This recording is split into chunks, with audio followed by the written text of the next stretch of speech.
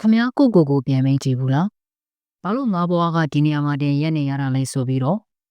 မနေ့အိယာနိုးလာပြီဆိုလို့ရှင်အာရင်ပြင်းနဲ့ထားခြင်းပဲမဲ့တကယ်တမ်းမှာတော့ဖုန်းကိုပဲနိုင်ဝလောပွနေမိတယ်အလုပ်တွေများကြီးလုံးမယ်လို့ကြုံသွားခဲ့ပေမဲ့ညရုပ်တော်လေးဘာမှမမြင်ရမပြီးပဲနဲ့အချိန်ကုန်သွားပြန်တယ်နှစ်သက်ကိုယ်တိုင်းမှာချခဲ့တဲ့ပန်းနိုင်တွေဝိချမယ်ဆိုတဲ့ကတိတွေစာဖတ်မယ်ဆိုတဲ့စီစဉ်တွေအခုပဲရောက်ကုန်ပြီလေအစိုးဆုံးကပါလေသီလားအဲ့လိုကြော်ရှုံးနိုင်မှာခမကိုအပြင့်တင်မိတာပဲဖြစ်ပါလေငါကဆွေးမရှိတဲ့ကောင်ပဲငါကောဒီလိုပဲနေသွားရတော့မှာစတဲ့ဖြင့်စိတ်ဓာတ်တွေကြာနေပြီလားခမတယောက်တည်းမဟုတ်ပါဘူးဒါခမရဲ့စိတ်ဓာတ်ညံဖြင်းလို့မဟုတ်ဘူးခမရဲ့စနစ်ကြိုးပေါင်းနေလို့ပဲဖြစ်ပါလေ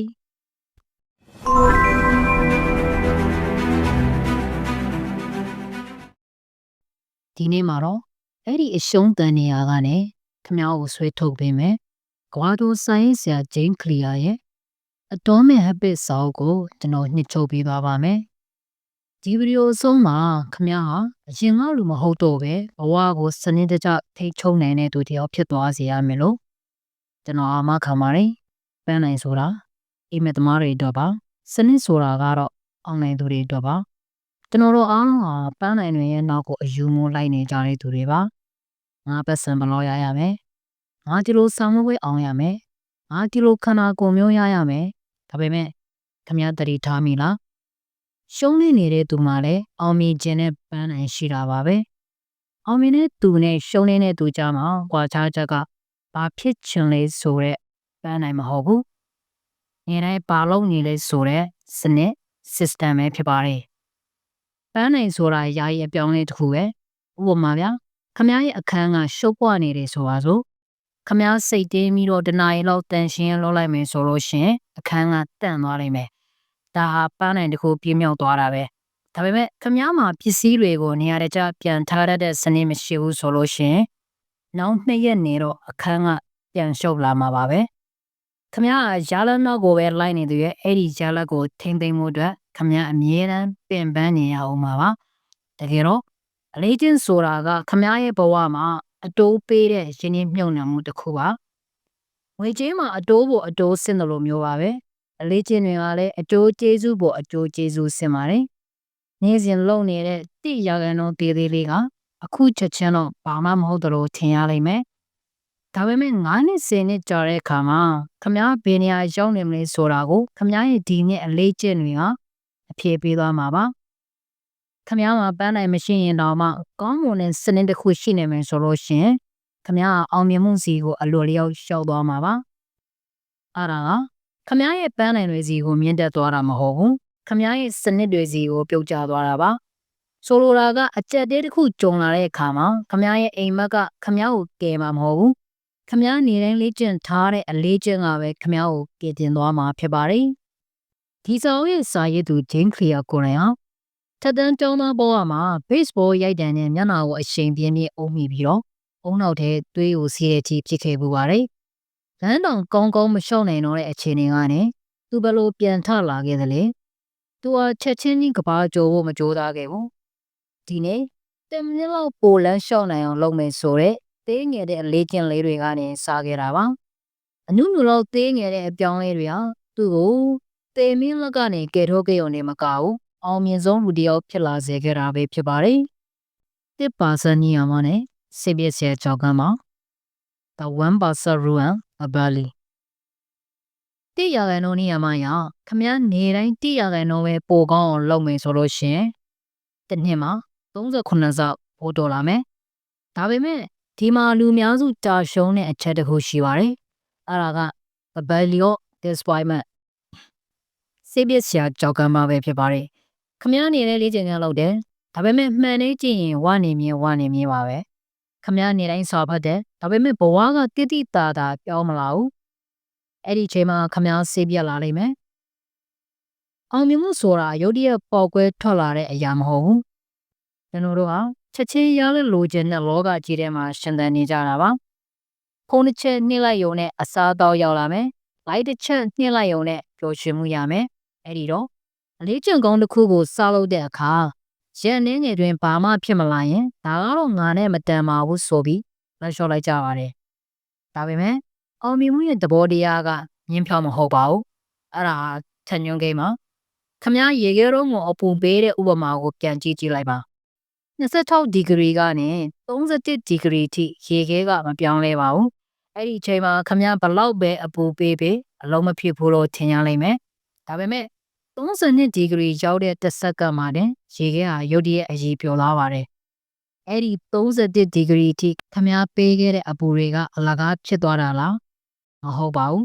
အဲ့ဒါတွေကစူးစီးနေတာပါလူတွေကခမည်းအောင်မြင်သွားတဲ့တညတာကိုပဲမြင်ကြလိမ့်မယ်ဒါပေမဲ့အဲ့ဒီတညတာဖြစ်လာဖို့အတွက်ခမည်းရဲ့အရာမထင်ခဲ့တဲ့ညဉ့်ရပေါင်းများစွာကတွန်းအားပေးခဲ့တာပါခမည်းကအခုအချိန်မှာရလက်မမြင်ရသေးဘူးဆိုရင်စိတ်မပြတ်ပါနဲ့ခမည်းကတာရှုံးနေတာမဟုတ်ပါဘူးခမည်းရဲ့အလားအလာတွေကိုစူးစောင်းနေတာပါခမည်းလောကမှာကတခုတည်း32ဒီဂရီရောက်တဲ့အထိဆက်သွားဖို့ပါပဲဘယ်သူဖြစ်ချင်တာလေးကနေစတင်မှာ identity shift ခမည်းရဲ့လောရကခမည်းဘယ်သူလဲဆိုတာကိုတည်ပြနေတာပါကျွန်တော်တို့အပြောင်းလဲလုပ်တဲ့အခါအကြီးမားဆုံးမာယုံမှုကရလက်ကိုပဲအသားပေးတာပါဝိကြခြင်းနဲ့စာအုပ်ထုတ်ခြင်းနဲ့ချမ်းသာခြင်းနဲ့ဒါတွေကအပေါ်ယံလွာတွေပဲရှိပါသေးတယ်တကယ်အမြဲတမ်းအပြောင်းလဲဆိုတာခမည်းရဲ့ကိုယ်ပိုင်ဖြစ်တယ်မို့ identity ကိုပြောင်းလဲခြင်းကနေစပါတယ်ခမည်းရဲ့လို့ရတဲ့အတိုင်းဟာခမည်းဖြစ်ခြင်းနဲ့လူသားအတွက်ပေးလိုက်တဲ့မဲတပြားပဲဖြစ်ပါတယ်ခမည်းစာတမျက်နှာဖတ်လိုက်တိုင်းခမည်းဟာစာဖတ်တတ်သူဖြစ်ဖို့မဲပေးလိုက်တာပါခမည်းလေးချင်ကတကြင်လုံးလိုက်တိုင်းခမည်းအကြောင်းမာတဲ့သူဖြစ်ဖို့မေးပေးလိုက်တာပါခမည်းတကြင်တင်းနဲ့တော့အနိုင်မရနိုင်ပါဘူးဒါပေမဲ့မဲတွေများလာတဲ့ခါမှာတော့ခမည်းရဲ့ဖြစ်တည်မှုဟာအလိုလျောက်ပြောင်းလဲသွားပါလိမ့်မယ်အလေးချင်းတစ်ခုကိုအတင်းအဓမ္မလှုံ့နေရတာခမည်းရဲ့ identity နဲ့စန့်ကျင်နေလို့ပါခမည်းကကိုငါကမနဲ့အိယာထားနောက်ကျတဲ့သူလို့သတ်မှတ်ထားသူမနဲ့စောစောထားဖို့ကြိုးစားမှုတိုင်းဟာခမည်းအတွက်ငရေတစ်ခုလိုဖြစ်နေမှာပါဒါကြောင့်အပြင်ပန်းကိုပြင်ဖို့မကြိုးစားပါနဲ့ငါဘလို့လူဖြစ်ချင်တာလဲဆိုတာကိုအရင်ဆုံးဆုံးဖြတ်ပါပြီးရင်သေးငယ်တဲ့အောင်မြင်မှုလေးတွေနဲ့ခမည်းကိုခမည်းတည်ပြပါပြောင်းလဲမှုဆိုတာအသစ်တစ်ခုကိုရယူခြင်းမဟုတ်ပဲခမည်းကိုခမည်းအသစ်တစ်ယောက်ဖြစ်ပြန်လဲမွေးဖွားခြင်းဖြစ်ပါတယ်အလေးချင်းတည်ဆောင်နည်း၄၀ The Fall Law ဒီဇိုင်းကခမည်းရဲ့ကကြမ္မာကိုဆုံးဖြတ်ပါတယ်အလေးချင်းတစ်ခုတည်မြဲဖို့ဆိုတာစိတ်ဓာတ်ခိုင်မာမှုဝေပါဝါနဲ့မဆိုင်ပါဘူးအဲ့ဒါက architecture ဒီတုကောင်နဲ့ပဲဆိုင်ပါတယ် Law 1 Make it obvious ညင်အောင်လုပ်ပါအမောင်လေးမှာပစ္စည်းရှာရတာခတ်တယ်လို့ပဲခမည်းရဲ့အလေးချင်းကိုလည်းအမောင်ထဲမှာမထားပါနဲ့အချက်ပြချက်ကိုမြင်အောင်ထားပါဥပမာဗျာစာဖတ်ခြင်းစာအုပ်ကိုခေါင်းပေါ်မှာတင်ထားပါအဲ့ဒီမြေခွင်းကခမည်းရဲ့အုံနောက်ကိုအလိုလျောက်အမိန်ပေးပါလိမ့်မယ် Law 2 Make it attractive ဆွေးဆောင်မှုရှိအောင်လုပ်ပါ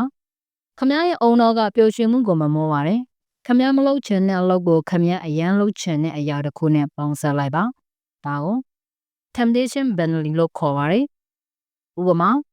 ငါဂျင်းဆိုရင်းမှငါကြတဲ့တခြင်းနားထောင်မယ်ခက်ခဲတဲ့လမ်းကြောင်းကိုပျော်စရာကောင်းအောင်ခင်းကျင်းလိုက်ပါ Law 3 Make it easy ဝေကူအောင်လုပ်ပါလူတွေကခန္ဓာကြီးကျယ်တဲ့အစကိုလိုချင်ကြလို့ပဲလမ်းခုလက်မှာရက်တန့်သွားကြတာပဲဖြစ်ပါတယ်2မိနစ်နေရာမှာကိုတုံးပါခမည်းဆောက်လုပ်မဲ့လေ့ကျင့်ဟာ2မိနစ်ထက်ပိုမကြပါစေနဲ့အရေးကြီးတာကအလုပ်ပြင်းမြောက်ဖို့မဟုတ်ဘူးအိမ်ပြင်ထွက်ဖို့နဲ့လမ်းကြောင်းကိုရောက်နေဖို့ပဲဖြစ်ပါတယ်လေ့ကျင့်တစ်ခုကိုကောင်းမွန်မလုပ်ခင်မှာအရင်ဆုံးပုံမှန် consistent ဖြစ်အောင်အရင်လောရမှာပါ Law 4 Make it satisfying ကျေနပ်မှုရှိအောင်လုပ်ပါနောက်ဆုံးစဉ်းကားလို့ဆူချခြင်းပဲဖြစ်ပါတယ်ကျွန်တော်တို့အုံလုံးကချက်ချင်းရတဲ့အရာပါကိုပဲမှတ်မိပါတယ်အလေးချင်းတစ်ခုပြီးသွားတိုင်းကိုသေးငယ်တဲ့ဆိုတဲ့တစ်ခုပေးပါခမည်းရဲ့အောင်မြင်မှုမှတ်တမ်းကိုပြက်ကလေးမှာချက်ပါအဲ့ဒီအမှတ်ချက်လေးတွေကခမည်းအတွက်အကြီးမားဆုံးခွန်အားဖြစ်လာပါလိမ့်မယ်မပြင်းမဲဆက်လုပ်နိုင်မယ်နီလားကိုဒီလာရူအောင်မြင်သူနဲ့ရှုံးနေသူရဲ့ကွာခြားကြပြင်းကြီးခြင်းကိုဘလို့ကန်လွယ်တဲ့ဆိုတာပါပဲလူတိုင်းကစိတ်တက်ကြွနေတဲ့အချိန်မှာအလုပ်လုပ်နိုင်ကြပါတယ်ဒါပေမဲ့တကယ်အောင်မြင်သူတွေကတော့မလုပ်ချင်တဲ့အချိန်မှာတော့လောရမယ့်အလုပ်ကိုလုပ်တဲ့သူတွေဖြစ်ပါတယ်ပြင်းကြီးဆိုတာကခမည်းရဲ့ခြင်းသူမဟုတ်ပါဘူးခမည်းတူးတဖို့လိုအပ်နေတဲ့အချက်ပြတစ်ခုပါခမည်းရဲ့လောကအရန်လွယ်နေရင်ခမည်းပြင်းလာမယ်အရန်ခက်နေရင်စိတ်တက်ကြမယ်ခမည်းရဲ့လက်ရှိအရေးချင်းထက်400လောက်ပဲပိုခက်တဲ့စင်ခုံမှုကိုရှာပါအဲ့ဒီနေရာဂ ကိုဒီလောစုံပဲဖြစ်ပါတယ်အဲ့ဒီနေရာမှာခမရဲ့အုံနောက်ကအာယုံစူးစိုက်မှုအကောင်းဆုံးဖြစ်နေပြီးတော့အချိန်တွေကုန်မှန်းမသိလောက်အောင်စီးမျိုးသွားပါလိမ့်မယ်အောင်မြင်မှုဆိုတာနေတိုင်းရင်ခွန်နေရတာမဟုတ်ပါဘူးနေတိုင်းပြင်းစရာကောင်းတဲ့အလုပ်တွေကိုစနစ်တကျသက်ခါတလဲလဲလှုပ်ဆောင်ခြင်းရဲ့ရလဒ်တာဖြစ်ပါတယ်ယနေ့မှစာရွက်ပြောင်းနေပါ take action နောက်ကျသွားပြီလို့ထင်နေတဲ့အချိန်ဟာအစောဆုံးအချိန်ပါပဲအခုခမည်းဒီဗီဒီယိုကိုစုံထိကြည့်ခဲ့တာခမည်းဘဝအတွက်ပထမဆုံးမဲကိုပြလိုက်တာပါပဲဒါပေမဲ့သတိထားပါဘဟုတုဒတွေစူဆောင်းနေုံနဲ့တင်ခမည်းဘဝပြောင်းမလာပါဘူးအဲ့ဒီလှုပ်ဆောင်မှုကသာခမည်းကိုအဖြေပေးမှာပါခမည်းမှာကျင်စိုးတွေရှိနေနိုင်ပါတယ်ခမည်းဟာအကျဉ်းတင်ရှုံးနေခဲ့ဘူးနိုင်ပါတယ်ဒါပေမဲ့ဒီနေ့ဒီချိန်ဒီစက္ကန့်ကစပြီးတော့ခမည်းမှာရွေးချယ်ခြင်းရှိသွားပါပြီကြီးကျယ်တဲ့အရာတွေလုပ်ဖို့မစင်စားပါနဲ့အောင်အခုချက်ချင်းလုံးနိုင်မယ်အသေးဆုံးအလေးချင်းတစ်ခုကနေစပါခမရဲ့ဘဝဆိုတဲ့ပကြီးကားချက်ပေါ်မှာဒီနေ့1% သောအယောင်လေးတစ်စက်ကိုစတင်ချလိုက်ပါတနေ့ကြာမှာတော့ခမခန်းသားရဲ့ပကြီးကားကြီးတစ်ချက်ကိုပိုင်ဆိုင်ထားတာကိုအောင်ဗနန်းတွေ့ရပါလိမ့်မယ်ကျွန်တော်တို့အနှစ် channel နဲ့အတူပြောင်းလဲကြရအောင်